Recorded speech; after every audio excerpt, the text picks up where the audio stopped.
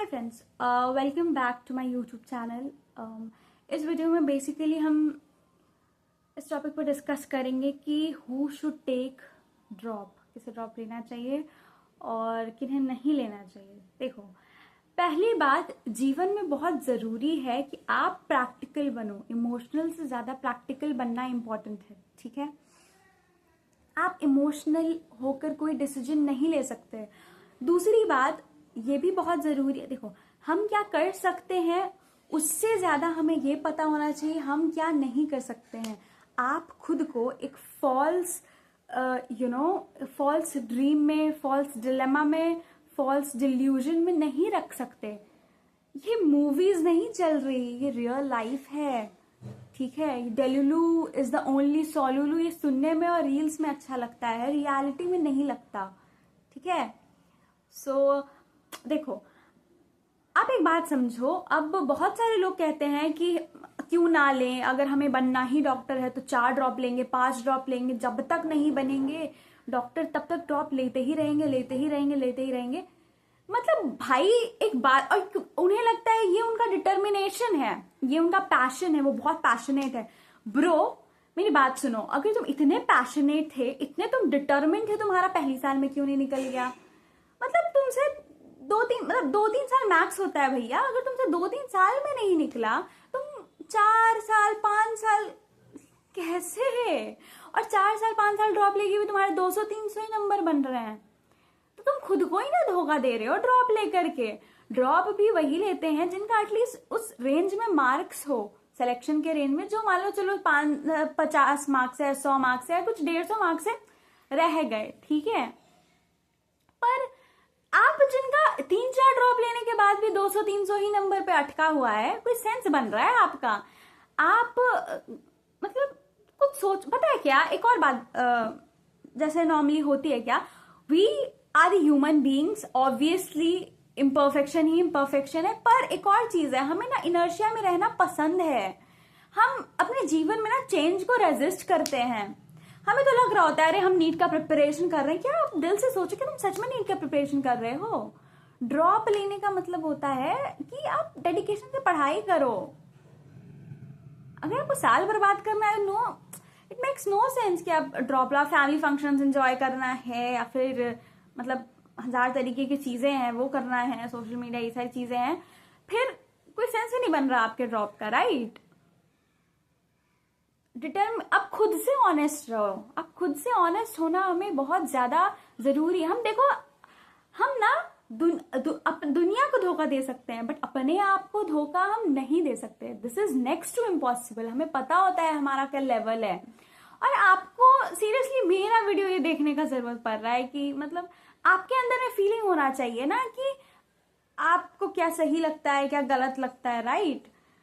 पर एक जो मेरे मन में बहुत टाइम से बात चल रही थी, अभी नीट का भी एग्जाम बहुत क्लोज है, सो मेरे दिमाग में आया, क्योंकि आई एम अ ड्रॉपर, मतलब क्लास 12th में अपीयरिंग के साथ एक बार दिए थे, तो उसमें नहीं निकला, 2024 वाला सीन था। अभी 2025 में होगा। देखो मेरी बात समझो, जब हम 12th के साथ दे रहे होते हैं ना, तो हम बच्चे होते हैं, 10th से तुरंत आए होते हैं, 11th होता है हमारा, उसके बाद फिर 12th होता है, बोर्ड्स होता है, तो बहुत लोग का पॉसिबल नहीं हो पाता है। कुछ लोग कोचिंग्स करते हैं, कुछ नहीं करते हैं, स्कूल होता है, बहुत सी चीजें होती हैं। तो चलो समझ आया, आप अपीयरिंग में नहीं कर पाए, चलो आप फिर फर्स्ट ड्रॉप ले लिए, समझ आया कि फर्स्ट ड्रॉप आपने लिया, राइट। अभी आप फ्रेशर हो, आपने हमेशा स्कूल वूल गए हो, आप स्कूल की पढ़ाई करी आपने, मगर आप को पता नहीं है कि ड्रॉपर की लाइफ कैसी होती है, पढ़ना क्या होता है। हमने हमेशा 11-12 स्कूल के एग्जाम्स के साथ पढ़ा था, और वी आर दी फ्रेशर्स, तो समझ नहीं आ रहा है कि चीजें कैसे मैनेज करें, कैसे क्या करा जाए, तो किस टीचर से पढ़ें, क्या करें। ऑलरेडी पुराने नोट्स हैं, नए नोट्स बनाए नहीं बनाए, बहुत कंफ्यूजन होता है। समझ आता है आप फर्स्ट ड्रॉप भी आपका था, नहीं हो पाया, तो आपका दूसरा ड्रॉप लेना बिल्कुल बनता है, आप लो। आप देखो, आप ना मतलब डिटर्मिनेशन से पढ़ाई करो कि आप नीट छोड़ के बाद में आप कुछ और भी करो ना, तो आपको वो गिल्ट ना हो कि हमने मेहनत नहीं करी। रिजल्ट जो आए, मेहनत हमें फुल करना है कि लास्ट में हम ऐसा ना लगे यार कर सकते थे, मेहनत और कर लिए होते। मेहनत जमकर करो, ठीक है, पर खुद को धोखे में मत रखो। अगर 4-5 ड्रॉप लेने के बाद भी सोच रहे हो ना ड्रॉप लेने का, भाई तुम जिंदगी अपनी बर्बाद कर रहे हो। 200-300 नंबर फिर भी आ रहे हैं तो तुम सोचो, you need to think, rethink your decision, मतलब रीथिंक करो, दोबारा से सोचो उस चीज को, ठीक है। और जिंदगी में बहुत अपॉर्चुनिटीज है, बहुत अपॉर्चुनिटीज है। देखो मतलब स्कोप किस चीज का है किस चीज का नहीं, ये तुम्हारा हार्डवर्क बताता है। अगर तुम हार्ड वर्किंग हो ना, किसी भी फील्ड में एक्सेल कर लोगे। अपने आसपास के टीचर्स को देखो, पढ़ते होगे ना ऑनलाइन, आजकल तो ऑनलाइन प्लेटफॉर्म के टीचर्स ही कितने पैसे कमा रहे हैं। उनका हार्डवर्क था, उनका डिटर्मिनेशन था, ठीक है। तुम्हारा हार्डवर्क इज वेरी इंपॉर्टेंट। ऐसा नहीं है कि सिर्फ डॉक्टर ही, सिर्फ इंजीनियर। देखो दुनिया के, इंडिया का ना सिर्फ 1 या 2% पॉपुलेशन ही डॉक्टर या इंजीनियर है, तो मतलब उस 1-2% के अलावा कोई रिच ही नहीं है क्या? वो सक्सेसफुल ही नहीं हो पाया। और पता है प्रॉब्लम क्या हो जाता है ना, हम देखो आप ड्रॉप ले रहे हो, आप कंप्लीट ड्रॉप लो, पर पार्शियल ड्रॉप में आप क्या होता है, आप किसी से भी नॉर्मल से कॉलेज में आप एडमिशन कर लेते हो कि साइड बाय साइड हमारा बीएससी भी होता रहेगा, साल बर्बाद नहीं होगा और हमारा ड्रॉप भी हो जाएगा। उससे क्या होता है, आपकी जो डिग्री होती है ना, किसी काम की नहीं रह जाती। फिर वो डिग्री बस धड़ी की धड़ी रह जाती है, अब किसी काम का नहीं, क्योंकि आपने उस कोर्स की भी पढ़ाई ढंग से नहीं करी। फिर क्या फायदा। देखो आप जब किसी कॉलेज में एडमिशन ले रहे हो ना, ऑनेस्ट बनो खुद से, ऑनेस्टी लाओ अपने अंदर। That is very very very important कि हम खुद से ऑनेस्ट हों। दुनिया को हम चीट कर सकते हैं, खुद को नहीं कर सकते। पर पता है कुछ लोग खुद को भी चीट करने की कोशिश करते हैं, झूठा दिलासा देते हैं कि हमसे हो जाएगा।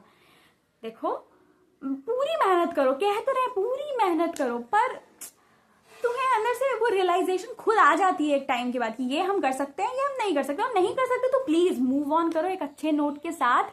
और जब मूव ऑन कर रहे हो ना, तो छोड़ दो कंप्लीटली नीट को और आगे वाले कोर्स पे फोकस करो, क्योंकि तुम नहीं करोगे ना फोकस, कोई फायदा नहीं है फिर कोई भी मतलब करने का। तुम बहुत कुछ कर सकते हो यार, सेमेस्टर्स में टॉप मार सकते हो, गोल्ड मेडलिस्ट बन सकते हो, बहुत सारी अपॉर्चुनिटीज मिलती है व्हेन यू एंटर कॉलेज। बशर्ते तुम उस कोर्स को जी जान लगाकर मन से पढ़ो उस पर। ऐसे नहीं कि हाँ बस ले लिए हैं कोर्स, अब ले लिए हैं तो मतलब बहुत लोगों को लगता है ना ये चीज की इस पे एक और वीडियो बन सकता है, बहुत सारे वीडियोस बन सकता है वैसे, कैसे पढ़ना चाहिए कैसे नहीं पढ़ना चाहिए। अगर आप 12th बोर्ड्स करी है आपने, 12th का आपका सिलेबस अच्छा होगा तो आप उस चीज को रिवाइज करती रहो। रिवाइज करना बहुत इंपॉर्टेंट है अगर नीट या जेई जैसे एग्जाम में, क्योंकि फुल सिलेबस आता है तो it's very important to revise. Maximum students क्या मतलब उनके साथ क्या गलती हो जाती है, मेरी भी जो आई थिंक गलती थी कि मेरे को लगता था कि इस साल जो मैंने गलती करी क्या कि 12th बोर्ड्स खत्म हुआ था तो उस चीज को रिवाइज करती रहना चाहिए था, पर नहीं करा। फिर बाद में ऐसा होता है कि 11th भी 12th भी दोनों ऐसा वो हो जाता है। तो आप 12th अगर आपने बोर्ड्स कराया ना तो उसको रिवाइज, और रिवाइज देखो रिविजन का मतलब कभी नहीं होता कि हम दोबारा से किताब कॉपी लेकर के बैठ जाएं पढ़ने के लिए, कभी नहीं। ओके रिविजन का मतलब होता है आपके पास एक क्वेश्चन पेपर होगा, क्वेश्चन बैंक, उससे बनाओ आप कि देखो कौन से टॉपिक्स आपको सवाल नहीं आ रहा, फिर आप उसको बुक निकाल के पढ़ो। आपको कॉम्पिटिटिव एग्जाम देना है, आपको कोई मतलब स्कूल का एनुअल एग्जाम नहीं है कि आपको आंसर्स फ्रेम करने होंगे, राइट।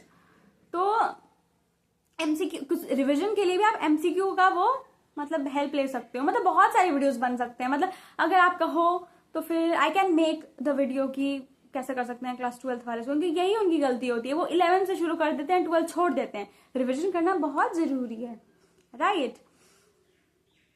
और आई गेस काफी है इस वीडियो के लिए अभी। Thanks for watching. अभी बाकी बातें बहुत लॉन्ग हो जाएगा ना वीडियो, तो अभी नेक्स्ट वीडियो में और कंटिन्यू कर सकते हैं, पर ये टॉपिक बहुत बड़ा है, बहुत कुछ है इसमें भी डिस्कस करने के लिए, पर टाइम भी अब कितना एक्सीड करेंगे वीडियो को और कितना लंबा बनाया जा सकता है। सो यार thank you so much for watching.